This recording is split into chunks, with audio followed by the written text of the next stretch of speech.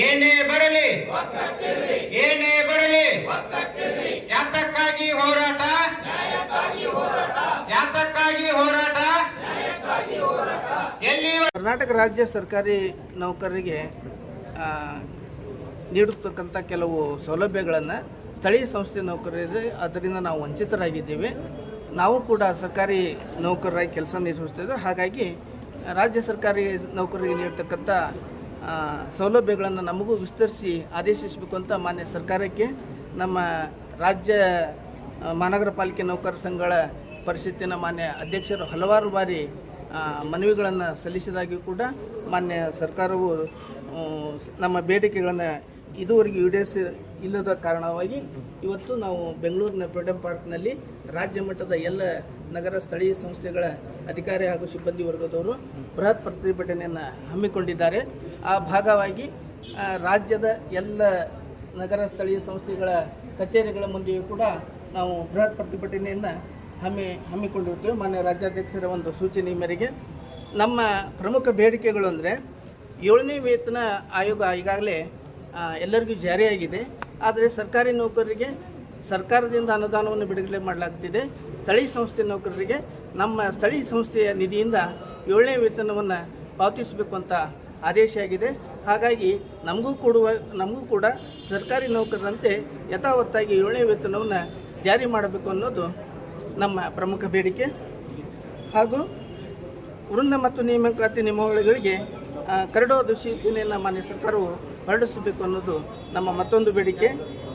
ಸರ್ಕಾರಿ ನೌಕರರಿಗೆ ಕೊಡಮಾಡಲ್ಪಡುವಂಥ KGD ಹಾಗೂ GPF ಸೌಲಭ್ಯ ಸ್ಥಳೀಯ ಸಂಸ್ಥೆ ನೌಕರಿಗೆ ಇಲ್ಲ.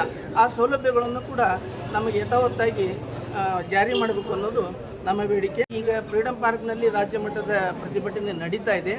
ಅಲ್ಲಿ ರಾಜ್ಯಾಧ್ಯಕ್ಷರು ಏನು ತೀರ್ಮಾನ ತಗೊಳ್ತಾರೋ ಅವರ ಸೂಚನೆ ಪ್ರಕಾರ ನಾವು ಮುಂದುವರಿತೀವಿ.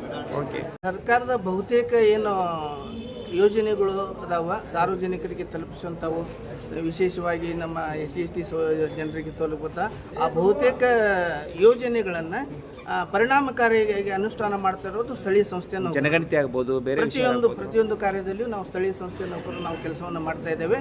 ಹಾಗಾಗಿ ನಮ್ಮ ಬೇಡಿಕೆ ಇರೋದು ಅಲ್ಲ ಯಾವ ಮಾಡ್ತಾ ಇದೆ ಸರ್ಕಾರ ಇದ್ರ ಬಗ್ಗೆ ಅದೇ ಈಗ ಪ್ರತಿಭಟನೆ ಮಾಡ್ತಾ ಇದ್ದೇವೆ ಸರ್. ಈಗ ಅವರೇ ಹೇಳಬೇಕು. ಅದಕ್ಕೆ ನಮ್ಮ ನ್ಯಾಯಯುತವಾಗಿ ಬೇಡಿಕೆ ನಮ್ಮದಾವೆ ಅಂತ ನಾವು ಭವಿಷ್ಯದಲ್ಲಿ ನಂಬಿಕೆ ಇದೆಯಾ? ಯಾವುದೇ ಒಬ್ಬ ರಾಜ್ಯ ಸರ್ಕಾರ ನೌಕರಿಗಿಂತ ನಾವು ಯಾವುದೇ ಕರ್ತವ್ಯವನ್ನು ನಾವು ಕಡಿಮೆ ಮಟ್ಟದಲ್ಲಿ ಮಾಡೋದಿಲ್ಲ. ಭವಿಷ್ಯದಲ್ಲಿ ಸರ್ಕಾರ ಸ್ಪಂದನೆ ನೀಡುತ್ತೆ ಭರವಸೆ ಏನಾದರೂ ಇದೆಯಾ? ಭರವಸೆ ಇದೆ ಸರ್, ಭರವಸೆ ಇದೆ.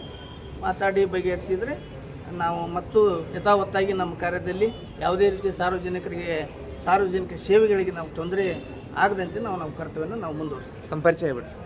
ಸುರೇಶ್ ದೇವಣ್ಣವರ ಪ್ರಧಾನ ಕಾರ್ಯದರ್ಶಿ, ಬೆಳಗಾವಿ ಮಹಾನಗರಕ್ಕೆ ಬೇಡಿಕೆ ಏನು ನೇಮ್ ಬಾಹ್ಯರಿತ್ತು ನಾನು ಹೇಳಬಹುದು.